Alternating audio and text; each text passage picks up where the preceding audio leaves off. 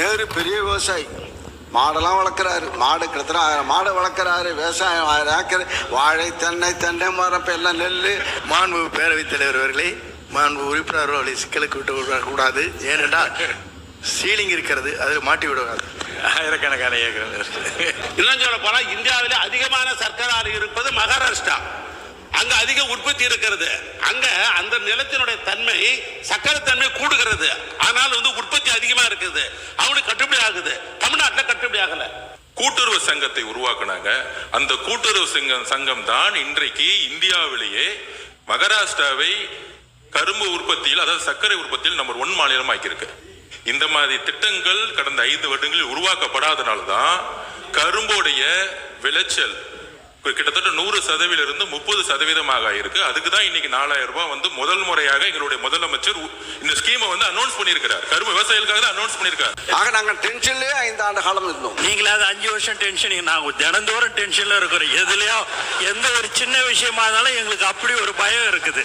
ஆக நீங்களாம் ரிலாக்ஸா இருக்கு. அதான் ஆச்சரியமா இருக்கு. எங்களுக்கு ரிலாக்ஸா இருக்கு. இன்னைக்கு ஒரு சின்ன வாய்க்கா பிரச்சனை கூட போன் அடிச்சு அதை உடனே சரி செஞ்சாச்சான்னு கேட்கக்கூடிய ஒரு முதலமைச்சராக தான் இருக்கிறார். மாண்புமிகு நிதியமைச்சர் அவர்கள் தன்னுடைய உரை வீச்சை பட்ஜெட்டை வாசிக்கிற போது தமிழில் பல சொற்றொடர்களை அவர்கள் பேசாமல் விட்டுவிட்டார்கள். சில சொற்றொடர்கள் இலக்கண பிழையாக அமைந்தது. அக்செப்ட் பண்ணுங்க. நான் உங்களுக்கோசம் சேஞ்ச் பண்ண முடியாது. நான் இப்படிதான் பேசுவேன்.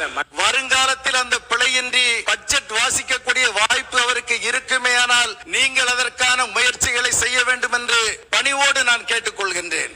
அவருக்கோசம் நான் மாத்திக்க முடியாது. எல்லாருக்கும் நான் மாத்திக்க முடியாது. கேலி பண்றீங்களா? மணப்பாறை என்றாலே அனைவருக்கும் முதலில் நினைவுக்கு வருவது மணப்பாறை முறுக்கு. தமிழ்நாட்டை தாண்டி உலகம் முழுவதும் மணப்பாறை முறுக்கிற்கு தனி அடையாளமும் தனி பெயரும் இருக்கிறது. ஆனால் மாண்புமிகு பேரவைத் தலைவர் அவர்களே, மணப்பாறை மக்களுக்கு கடந்த பல ஆண்டுகளாக மாறி மாறி ஆட்சி செய்த 2 திராவிட கட்சிகளும் முறுக்கை விட அதிகமாக கொடுத்தது என்னவென்றால் அல்வாதான்.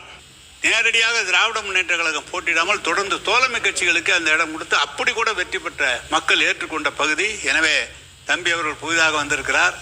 அவருடைய உறவினர் தான் ஒன்றிய தலைவராகவும் எங்கள் காலத்தில் இருந்திருக்கிறார்.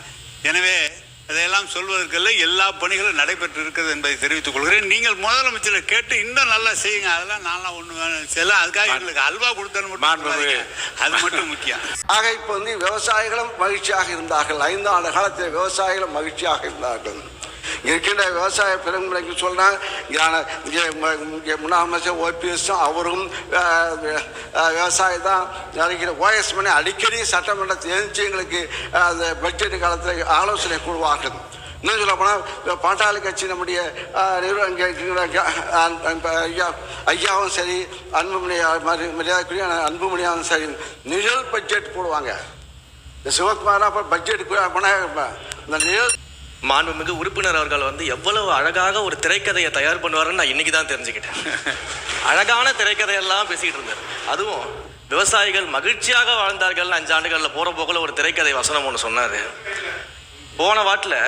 போன ஆட்சியிலலாம் நீங்கள் பார்த்தீங்கன்னா பல இடங்களில் விவசாயிகள் 309 கோடிக்கு நீங்கள் நெல் சேமிப்பு கிடங்கள் அமைப்பீங்கன்னு சொன்னீங்களே, என்ன ஆச்சுன்னு பல இடங்களில் கேட்டுக்கிட்டு இருந்தாங்க. தஞ்சாவூர்லேயே அன்னைக்கிட்டலாம் கேட்டிருப்பாங்கன்னு நினைக்கிறேன். அப்போ அதெல்லாம் என்ன ஆச்சுன்றதை பற்றி சொல்லலை. வாகன போக்குவரத்து இருக்கு பாத்தீங்களா, அந்த கொள்முதல் செய்துவிட்டு வாகன போக்குவரத்து செய்யக்கூடிய பல்வேறு முறைகேடுகள் நடந்ததாக விவசாயிகள்லாம் போராட்டம் பண்ணாங்க. அதெல்லாம் அண்ணா கண்ணுக்கு வரவே இல்லையா என்னன்னு தெரியல. கரும்புக்கு ஒரு விலை நிர்ணயம் செய்துவிட்டு, கரும்புக்கு ஒரு விலை நிர்ணயம் அரசாங்கம் செஞ்சா அந்த விலைக்கு கீழே இன்னொரு விலையை அதிகாரிகள் நிர்ணயம் செய்து கருது கொள்முதல் செய்ததாகலாம் அன்னைக்கு விவசாயிகள் போராடினாங்க, பிரச்சனை பண்ணாங்க. அதையும் அண்ணா மறந்துட்டாரு போல. இப்படி ஐயா விவசாயிகள் சொன்னதான் சொல்றேன், இப்படி எல்லாம் நடந்துகிட்டு இருந்துச்சு. இதுல அண்ணா அழகா சொன்னார் யார் யாரெல்லாம் விவசாயிகள்னு சொன்னாரு. அதுல ஒரு முக்கியமான விவசாயி அண்ணா மறந்துட்டாரு. எல்லாரும் விவசாயிகள் அண்ணா ஒவ்வொருத்தரை பத்தியும் சொல்லும் போது ஒரு முக்கியமான விவசாயியை மறந்துட்டாரு. கரும்பு தோட்டத்துக்குள்ள கான்கிரீட் போட்டு நடந்த விவசாயியை பத்தி அண்ணன் சொல்ல மறந்துட்டாரு. அப்ப இவங்க சொல்ற கதையெல்லாம் எப்படி இருக்குதுன்னா, சர்க்கரையை எறும்பு தின்னுருச்சு, சாக்க கரையான் தின்றுச்சுன்னு சொல்ற மாதிரி இருக்குது ஒரு கதையெல்லாம். சாமி அமைச்சர் இந்து சமய அமைச்சர் சாமி அவர்கள் சாமி கண்டென்ட் அப்படி கட்ட விடாது. அது உண்மையா பொய்யான்னு தெரியல. ஆனா இப்படி டெக்னிக்கல் அப்படி இந்த டெக்னிக்கலை வச்சு நீங்க அடிச்சுட்டு வந்துருங்க ரீல்ஸ்.